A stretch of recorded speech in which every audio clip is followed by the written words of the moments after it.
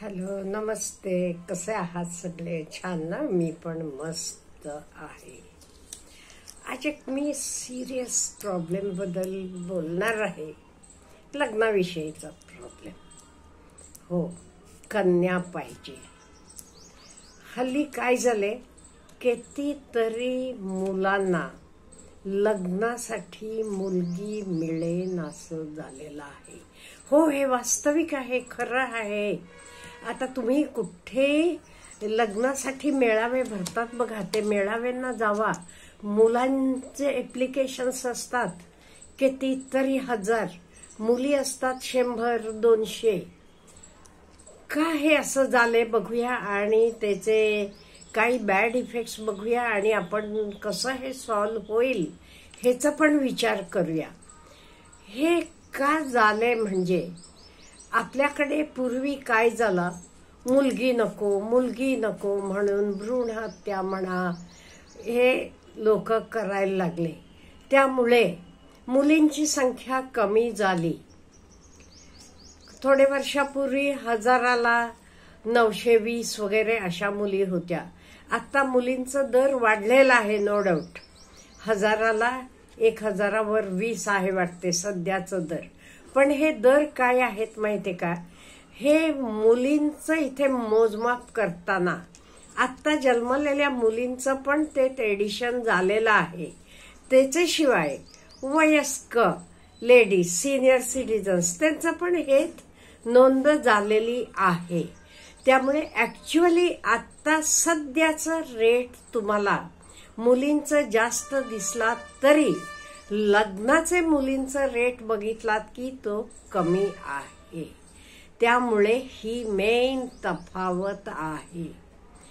In other words, जे काही माणसानं केलं त्याला ते आता तोंड देत आहेत. प्रत्येकाला आपल्या घरात युवराजच पाहिजे होता. कोणालाही राजकुमारी नको होती. मग आपल्या घरात जन्माला येणारे राजकुमाराला कुठे तर राजकुमारी पाहिजे ना, हा विचार केला नाही कोणी. त्यामुळे आज ही परिस्थिती ओढावलेली आहे. एवढं काय, कितीतरी इंजिनियर मुलं पण आहेत, म्हणजे वेल सेटल्ड, पगार आहे, सगळं काही चांगलं आहे, पण त्यांना लग्नाला मुलगी मिळत नाही. आणि शेतकरी वर्गाकडे गेलात तरी तिथे तरी भयानक आहे. शेतकरी मुलगा म्हटलं की शेतकरी आई बाप सुद्धा आपले मुलीला शेतकरी मुलाला द्यायला तयार नाहीत. काय, तिथे नियमित उत्पन्न नसते किंवा मुलीला काम करावं लागते, हे सगळे त्यांना प्रॉब्लेम्स वाटतात. म्हणून ह्याच्यासाठी गेल्या वर्षी वाटते सोलापुरात इवन कलेक्टरचे कार्यालयात हे लग्नाळू मुलांनी मोर्चा नेला होता. अहो, कलेक्टर साहेब काय करणार नाही का? एवढंच काय, काही राज्यातनं इलेक्शनचे वेळी इलेक्शनला उभं राहिलेले प्रतिनिधींना सुद्धा तुम्ही आम्हाला आमची लग्न करा, म्हणजे मुली आणून लग्न करून द्या, आम्ही तुम्हाला मत देतो, असं सुद्धा म्हटलेलं आहे. आणि काही राज्यातनं तरी ते जत्रा भरवलेली आहे. जे मुलांची लग्न व्हायची आहे त्या मुलांनी जत्रा भरवली.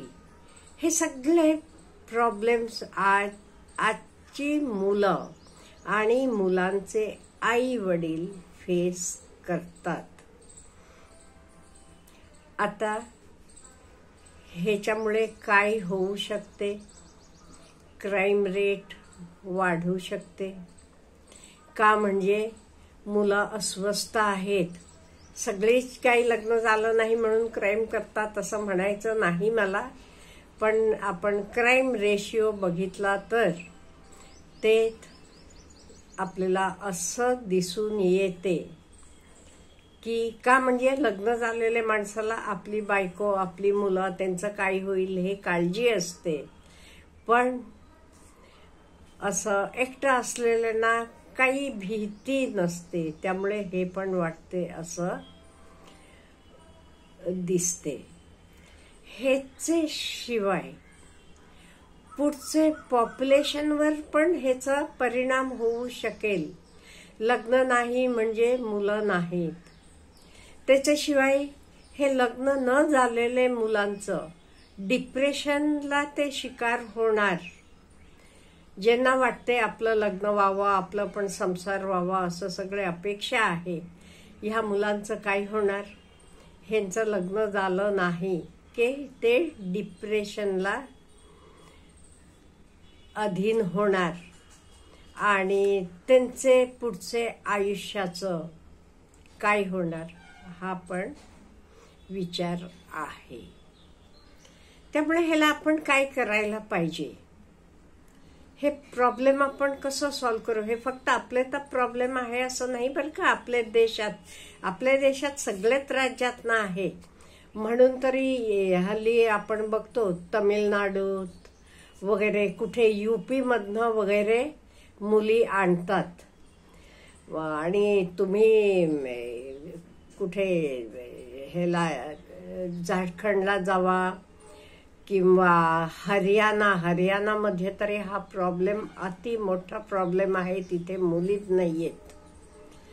तिथले मुलांना लग्नासाठी मुलीच मिळेनात. आपल्या देशात तरी सगळीकडे हा प्रॉब्लेम आहे. चीनमध्ये सुद्धा हा प्रॉब्लेम उद्भवत आहे.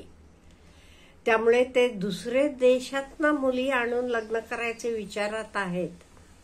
मग आपल्या देशात आपण काय करायला पाहिजे? एक म्हणजे इंटरस्टेट मॅरेजेस जे आत्ता चाललेल्या आहेत.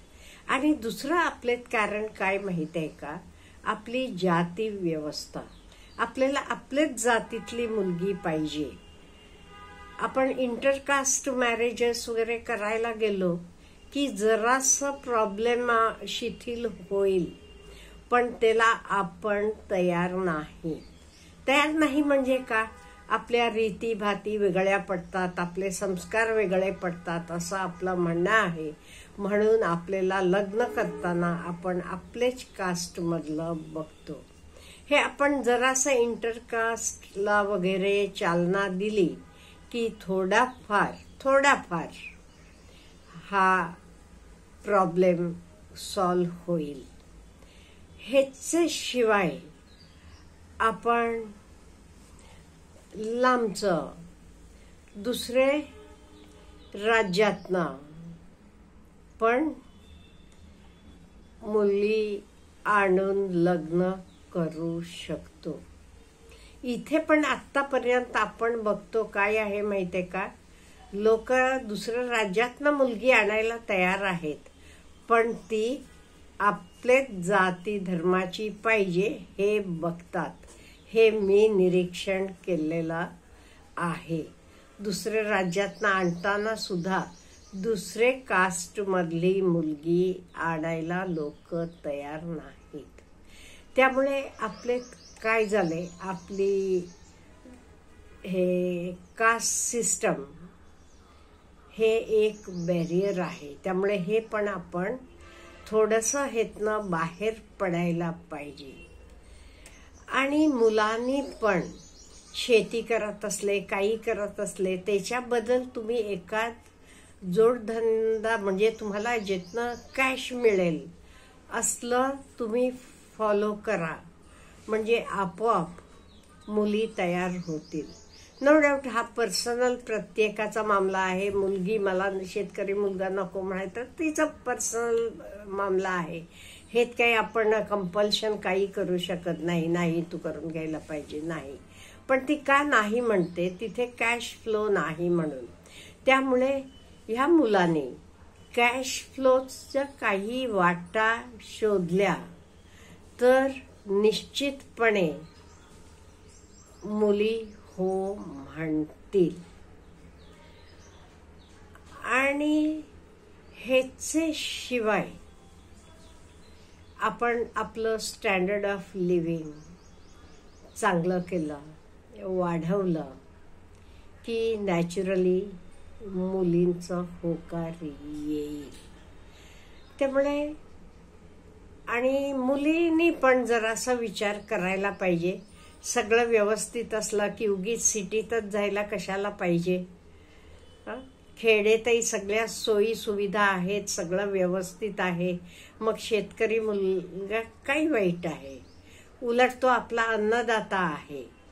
त्यामुळे माइंडसेट सगळ्यांनी थोडाफार बदल केला की मला वाटते हा प्रॉब्लेम इझिली सुटेल. अच्छा, हॅव ए गुड डे.